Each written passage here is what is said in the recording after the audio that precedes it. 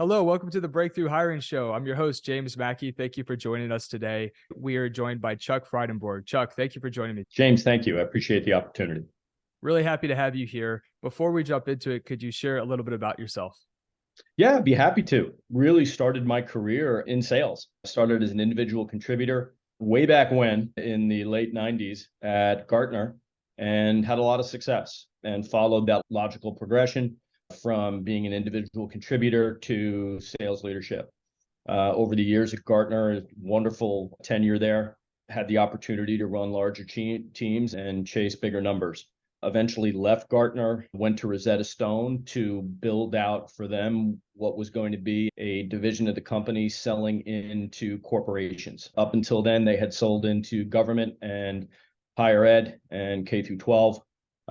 We went at the corporate sector, grew that business into about a $17 million business in the last 3 years. After that, I made a purposeful decision because I really wanted, I enjoyed that taste of building something and wanted to work for smaller companies, startups. And for the last 8 years, I have worked for a couple companies, most currently MarketMuse in the content optimization software space. And for the last 3 years, I've been blessed to lead MarketMuse as CEO. I love it. I love it. And so one of the things to start us off today that a lot of what we're discussing today is very topical to the current environment, specifically in the tech market.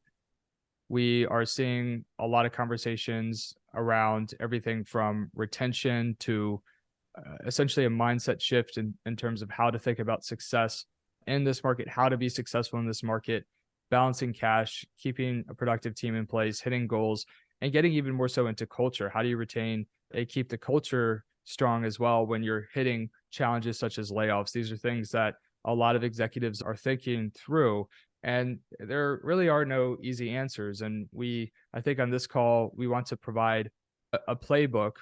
Every executive tuning in is going to have to figure out how to apply it to their specific company based on the challenges or opportunities that they're currently facing. However, I think that there are some fundamental best practices that we can share that can really help folks navigate everything that's going on right now. So our first topic that we outlined was regarding retention.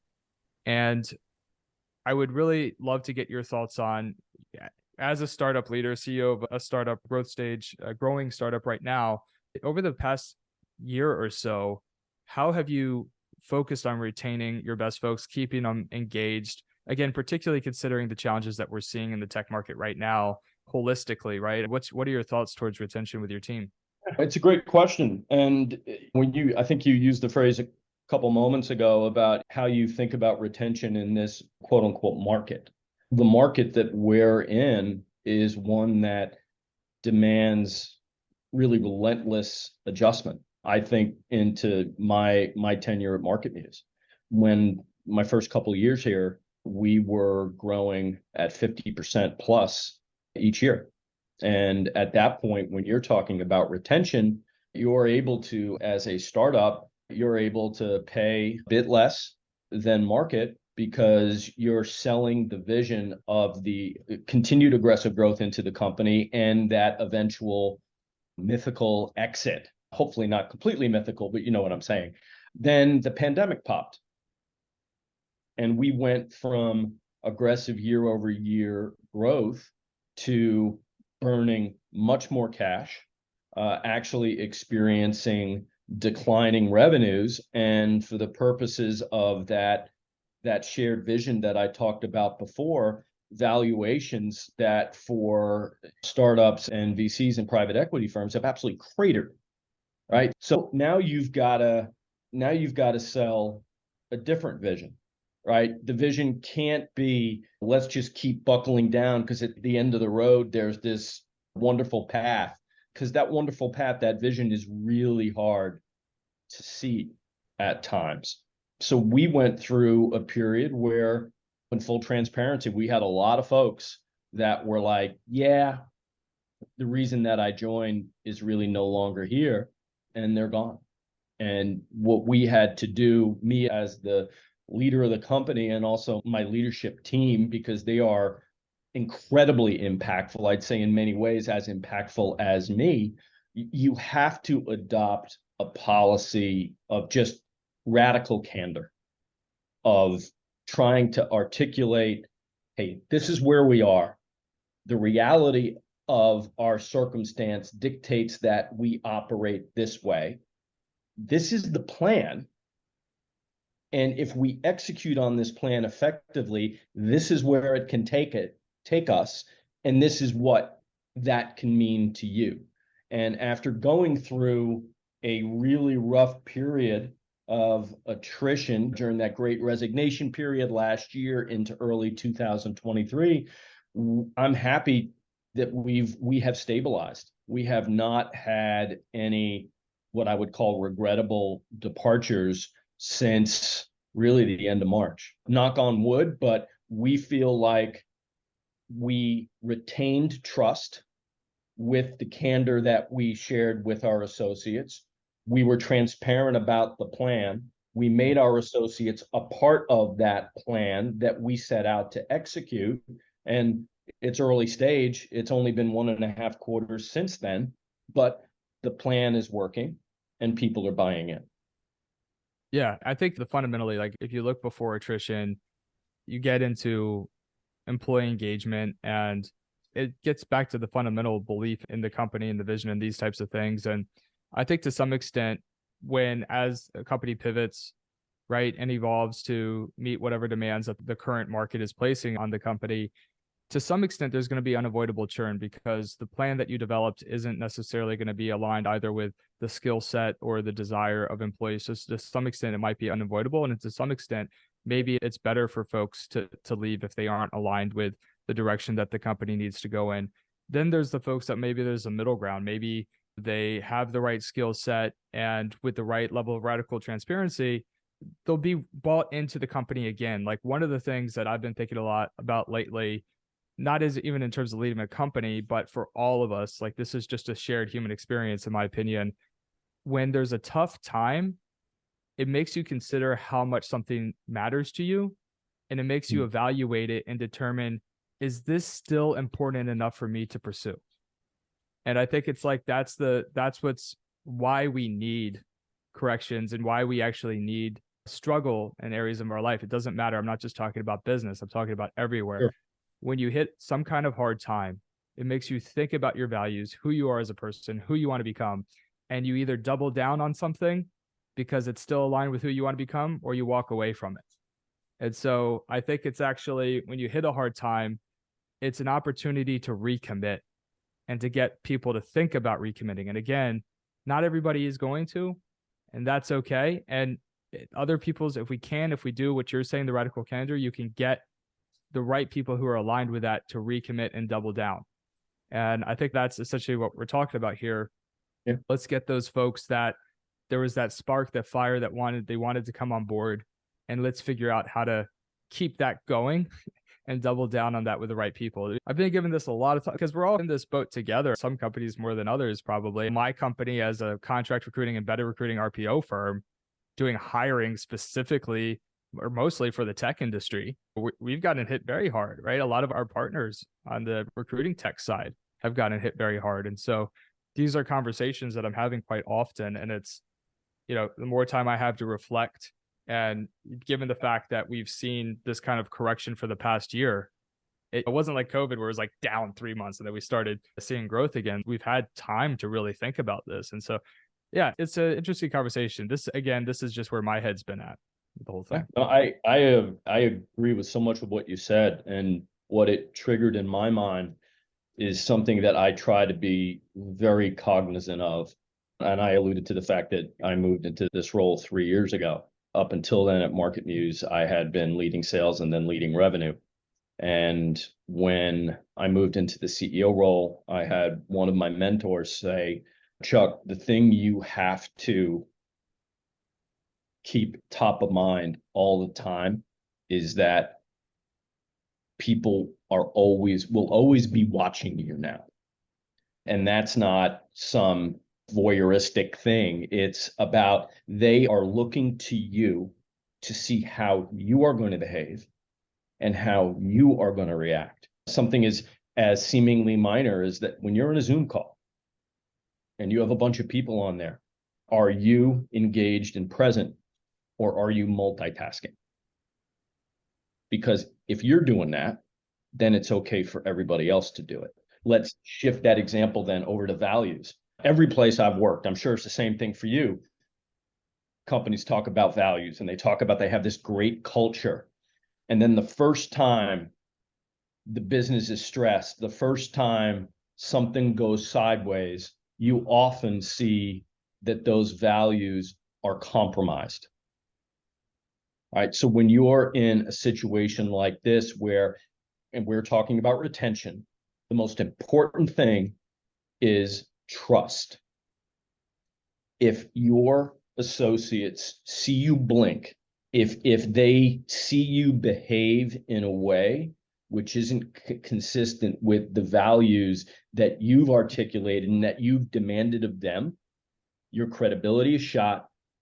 They no longer trust, they don't believe, and that's when you start to hemorrhage. And knock on wood, we seem to have a group of folks that are a part of the MarketMuse family that are bought in and committed. And I'm grateful for that every day. Yeah. It's, I think just getting back to the radical candor part, I see more companies doing this right than I saw 5, 10 years ago. I feel like hopefully things are moving in the right direction in terms of, at least in the startup growth stage world, companies are, a lot of the business owners, CEOs I know are being pretty damn transparent with people, pulling up spreadsheets and things of this nature. And it really does go a very long way. I think what's been interesting is, again, just in the recruiting space and the tech industry, we've had to do a fair amount of layoffs for our team to make sure that we're able to weather the storm and come out to the other side of it. And there's been hard times and hard conversations. We've been able to though, like, people still believe in what we're building. And that's really special to see, right? When we hear from our employees and our advisors and our customers, and it's like that reinforcing act of, hey, we believe in what you're building. We are looking forward to continue to grow once we get past this phase. And I honestly, like, when I look back to what potentially has created that, it's really just about, with the resources you have, doing the best you can for people, right? Like, the idea of just people first isn't about perks. It's about where you invest your time and your money. And fundamentally, how do you see what causes success in business? And I'm a huge advocate and believer. And I actually don't even think it's like belief. I think it's just simply logic. People are the core of all business success. You can't build a product. You can't sell anything. The core of everything is people. So when you operate a business from that model, I think that impacts how you think about your team members and how you think about your customers. And so there have been, again, like, hard times where we've had to make hard decisions. And at a high level, when I look at it, like, I wish we could have done something more, right? Like, that, something that would be like even better for the folks that we're working with, or the folks that we had to part ways with, or something like that. But what's interesting is, just by, like, level setting, doing the most we can with the resources we have, people are, like, they're understanding of it. And it's been nice to see, like, that reaction, right? Versus, I suppose, like, environments where you're not as transparent, or it's not as clearly understood how many resources are available, what can be done.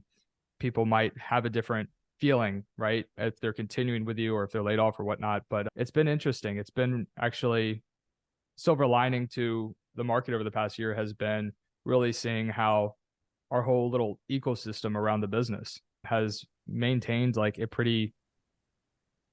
been pretty positive despite the challenges. I think that's really the benefit. It's, guys, this isn't the end. And even if somebody is no longer working with us, these are going to be people that hopefully we're bringing back, or these are going to be future customers, or at a minimum, these are going to be people that'll be a reference for the rest of their career. I mean, it's like the tech ecosystem is going to evolve. People are going to jump around. They're going to go different places, but we should always be thinking about it as moving forward as a team, even if, regardless of how roles may change or companies may change, it's a team effort that involves your customers, your vendors, your advisors, your employees. It just changes form. People change roles, but you always want to approach it as, I'm expanding my team over the years as I'm expanding my network.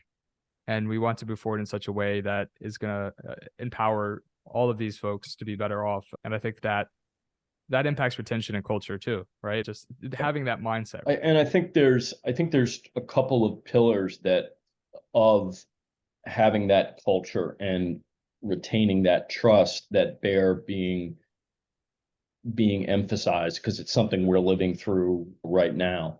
One is, if there's going to be sacrifice that is required of the team, that sacrifice be shared.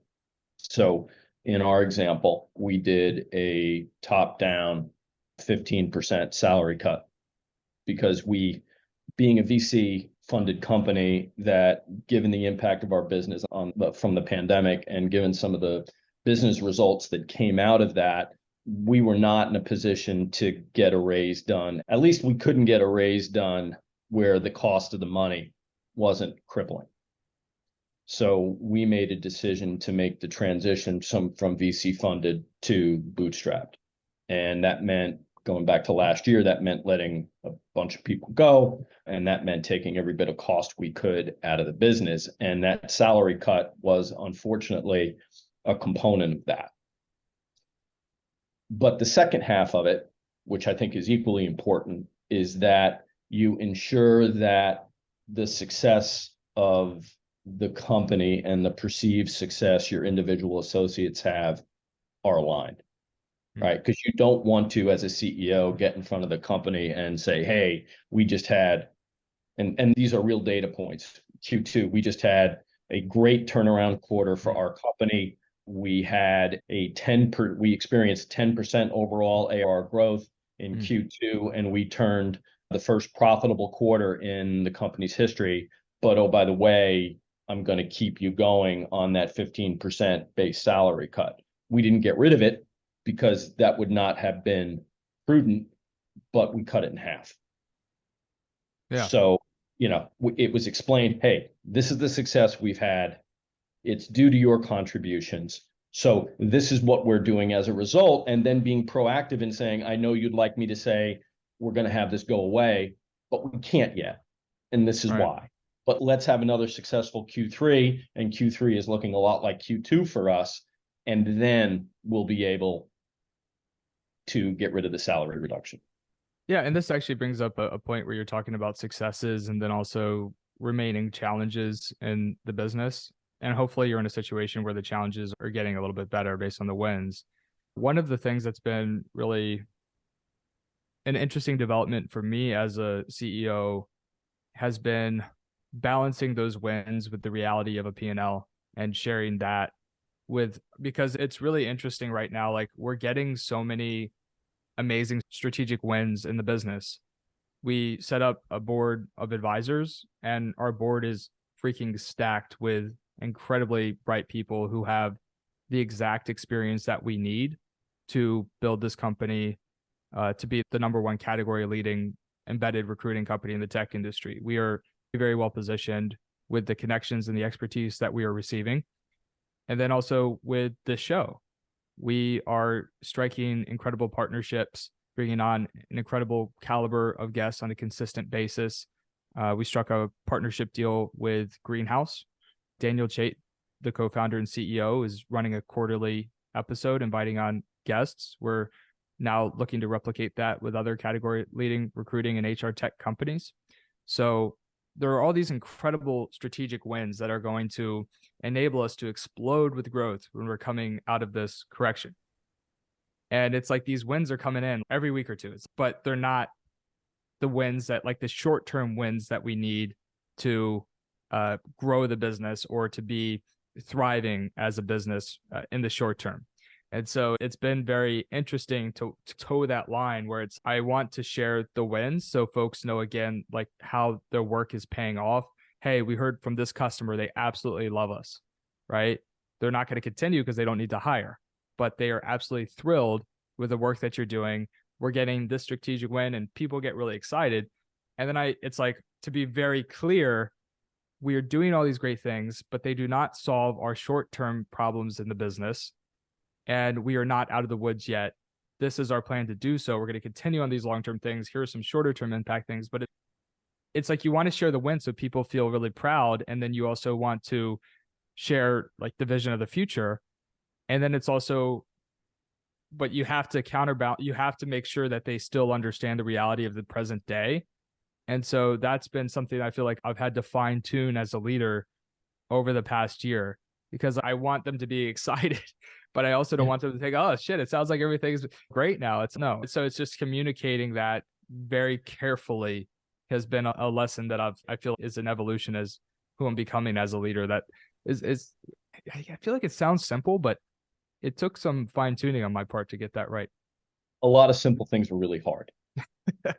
And hear you. I think anybody that's in your position or mine at some point in their career have demonstrated a talent to motivate people, motivate groups, and motivations about realizing that there are different things that make different people tick, and understanding what those things are and being able to connect to that on a consistent basis.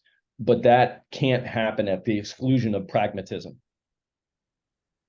Right. You will not have sustained success at motivating people if it's based on BS. Right. People have to buy into you and understand that you are real. And part of that, this isn't a word, but part of that realness is pragmatism, that they know you're giving them not selective truth, or not just ridiculously rosy optimism, but you're sharing with them what's real and you're basing decisions on that. And if you do that and you connect all those things, they might not like it, but it'll make sense. Yeah, I think so. I feel like it's a hard time. Ideally, the feedback you want from employees is, hey, thank you for being transparent. If you're getting some of those messages, some of that reinforcement, it's like, yeah, it's not, it wasn't a fun call. We had to talk about real challenges that we're going to have over the next 3 to 6 months, potential layoffs, like whatever it might be. But people really want to know. And I think it's, I honestly like what I've been doing too is I just open it up for questions as well. So like I'll go through the wins and the challenges, and we'll pause at essentially different segments of the conversation and open it up for questions, which I also have found to be, when we're talking about trust, right, to be very helpful. And I share a lot. I can't really even, I share everything that I can that I think would be relevant. Sometimes I don't try to get down in the weeds if I don't feel like it would be helpful, but I'm always like, I try to be as open as possible. And yeah, I think it's definitely necessary if you want to retain trust in a culture during a downturn. Doesn't mean everybody's going to love it or be happy. The other interesting thing I would point out, though, is it's interesting to see the evolution of this market. I remember when the market started to turn, we had to part ways with a few folks about 9 months ago. And we had been very transparent up front. We had said, hey, these are the challenges in the business. Most of our staff is billable. They're not billing. Like, I don't, there's literally nothing within my power that I can do. And if I tried to retain these folks, then we would put everybody's job security at risk. Like, it just isn't sustainable. And so we had to let a few folks go. And I got a couple of Glassdoor reviews saying the company was financially mismanaged and overhired and this, that, and the other. And it's no. And you try to explain on the Glassdoor reviews, look, like, this is the situation. It was really shitty. We didn't want to do it. But the reality is that this is our reality now. It's not meeting our expectations, and it will, but it's not now. And what is interesting, though, is like now that everybody's seen what's happened in the tech market, like 6, 9, 12 months afterward, nobody's really saying that anymore. Like you heard, like at the beginning, like people were frustrated, all this financial mismanagement, all this, that, and the other. I'm not saying that it didn't exist with some of these VC-backed companies. I know some companies did overhire. They were a little bit probably too optimistic in a sense. But I think that also where we're at is it's almost a lot easier in a sense to communicate with everyone in the tech market right now, because everybody gets it now versus 9 months ago. In some cases, not most cases, my team members got it, but in a few cases, I wasn't really able to explain to them the reality of the market, and they felt like it was more of a, what did we do wrong type of thing versus, hey, demand for hiring is going down. So I do feel like in a sense, it's actually easier to communicate over the past like 6 to 9 months than it was like a year ago. I don't know if you experienced that at all. I have, and I'm thinking back to when you and I talked last month, and we talked about doing this podcast today. And one of the words you used was, or we talked about, was the need to be adaptable. I think a lot of times when decisions are made and perhaps they impact people that are less experienced, I'm not sure Chuck in his mid to late 30s would have understood this, to be honest. But the environment around you is not static. Even if you make the best informed decision at a given time, 6 months, 3 months later, sometimes longer, those conditions change. Right. And I feel one of the hardest things for me in my role is really having to remind myself all the time that you need to keep adapting, you need to keep evolving. I think about our space, and we haven't really gotten into that yet. I mentioned we're a content optimization software company. What we help our clients do is generate content that is optimized for topical authority and subject matter expertise, and through that have it drive search performance. And we have several buckets of value that we deliver, right? We advise our clients as to what they should be writing about, given the topical authority they've already created with the content that they have. So we help them build out that content planning component. And then we get into, and we've always been really good at and valued for, on-page writing assistance. You may have heard that this little like generative AI chat GPT thing has exploded over the last year. That has forced us to evolve, right? It would have been foolish for us to continue to lean into, we can help you create content from scratch that will perform for search. So now we have a chat GPT integration. So, we're merging our optimized functionality with what chat GPT can do. But as a company, we had to change how we emphasized and differentiated ourselves. And we're doing that through content strategy and content planning.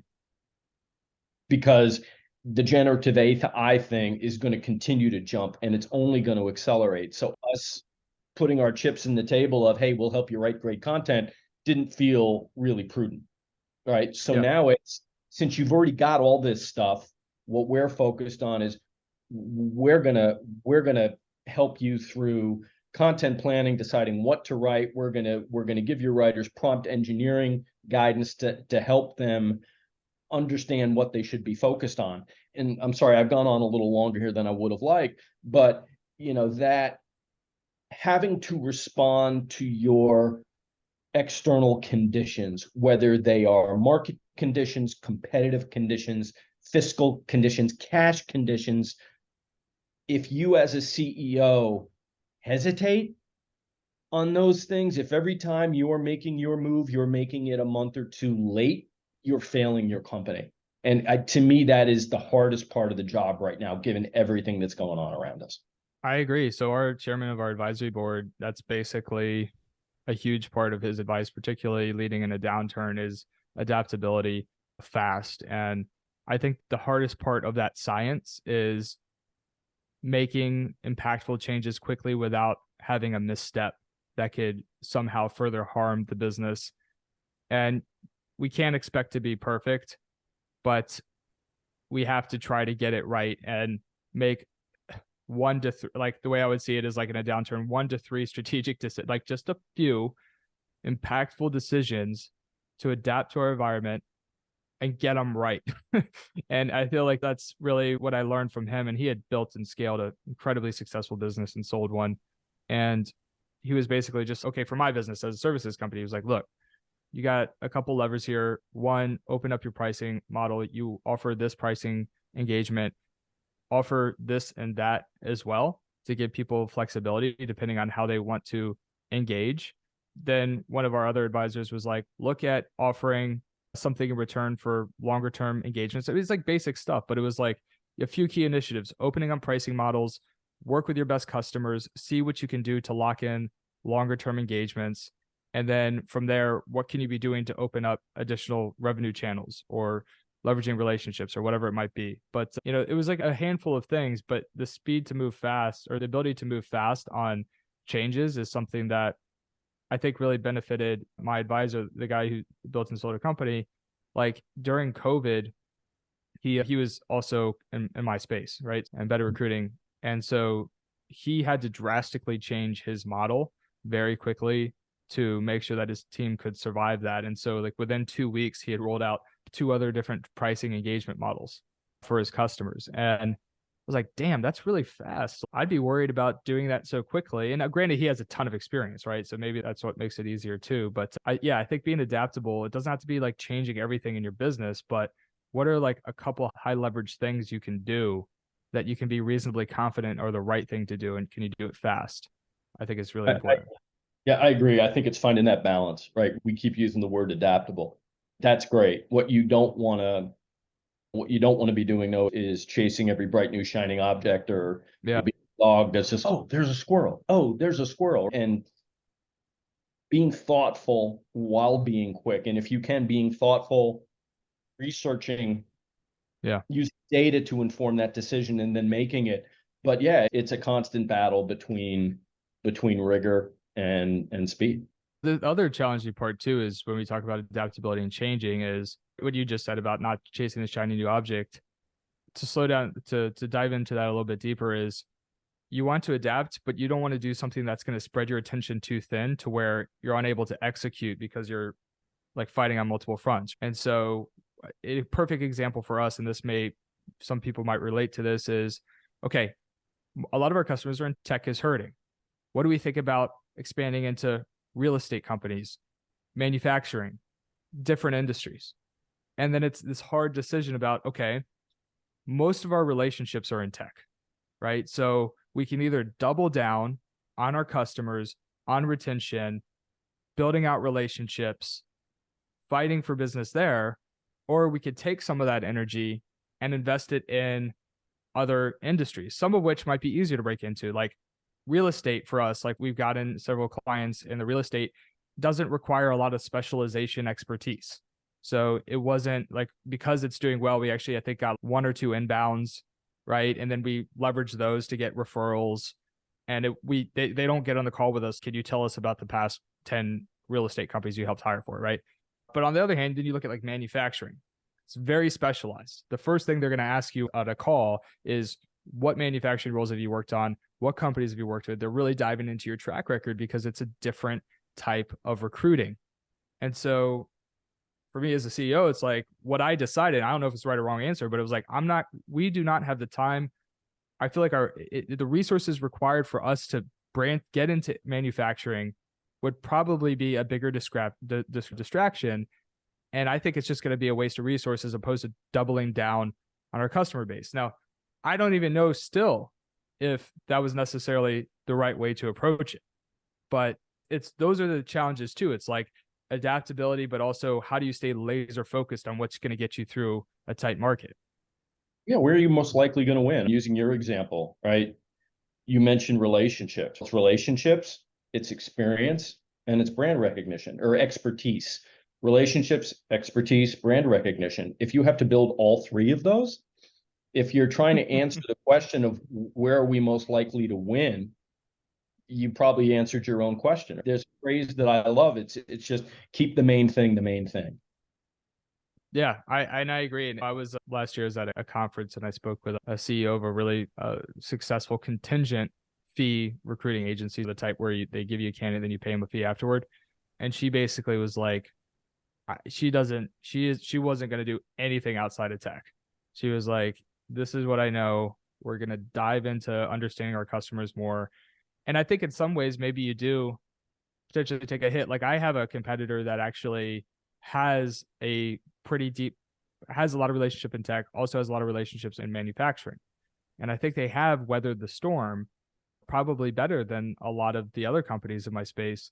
But again, like those relationships they had been developing over a period of years, not just like a quick pivot during this current downturn. So I think that's something too. It's like if we were to branch into other markets or in other industries rather as a strategic way to bring stability to the business, I think that could be a great long-term play.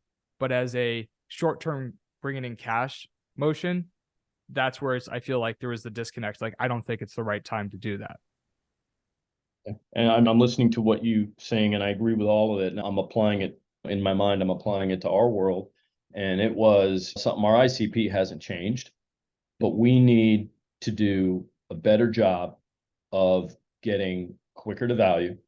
We need to do a better job of articulating and positioning our critical differentiation.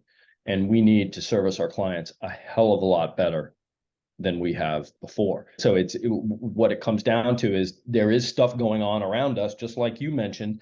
You cannot do a darn thing about it. But there are segments that will impact your business that you could control.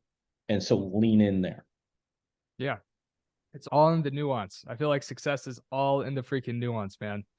Like the little details. I'm really big into psychology, just to take a turn here, because I feel like we're borderline getting into that too, or just throughout this whole conversation talking about values. And I think a lot of strategy is driven by psychology a lot. But when I was coming up, I was a college dropout. I never graduated. It took me a while to find my footing. I did free internships over a year and worked in a boxing gym early in the morning, late at night to make cash. And I finally got a paid internship that I turned into a full-time role after a year of doing that. But one of the, when it talks about nuance, we're talking about nuance to these type of strategies when it comes to adaptability versus really dialing in and focusing.